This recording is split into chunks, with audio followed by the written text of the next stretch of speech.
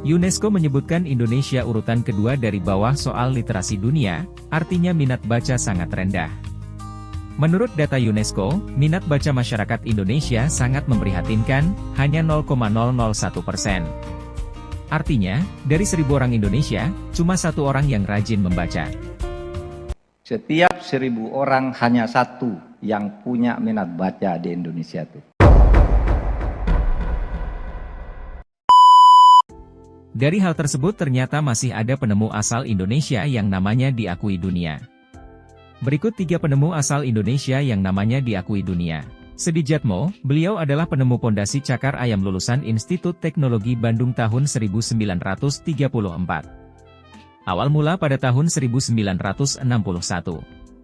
Beliau saat itu berkarir sebagai pejabat di perusahaan listrik negara. Ketika itu, PLN harus mendirikan 7 menara listrik tegangan tinggi di daerah berawarawa sekitar Ancol, 2 menara berhasil didirikan, 5 menara sisanya belum bisa dibangun.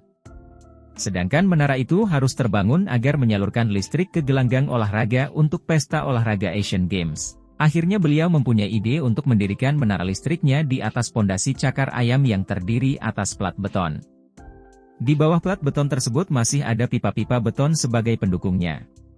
Pipa dan plat beton tersebut secara kesatuan mencengkeram tanah berawa yang lembek dengan kuat. Selain itu, landasan pacu Soekarno-Hatta merupakan salah satu yang menggunakan pondasi tersebut. Randall Hartolaksono, beliau berhasil menciptakan bahan pemadam api yang terbuat dari kulit singkong. Ia kuliah di jurusan Teknik Mesin Universitas of London.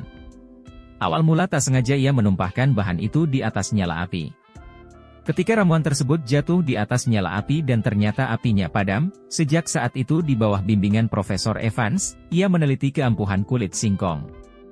Dari olahan kulit ketela pohon itu Randall berhasil menciptakan cairan pemadam api dari ledakan gas LPG. Tak mudah baginya untuk menemukan cairan itu. Ia harus melakukan riset selama 10 tahun dengan total biaya sebesar 10 miliar rupiah. Produk temuan Randall mendapat sertifikat uji standar dari berbagai negara, mulai dari Amerika Serikat, Inggris, dan Australia. Namun produk Randall Hartolaksono tak memenuhi sertifikat uji standar dari Indonesia. Muhammad Nur Huda. Beliau adalah penemu kompor ramah lingkungan atau yang disebut kompor biomasa yang diberi nama kompor biomasa UB. Beliau juga seorang dosen dan peneliti di Universitas Brawijaya Malang.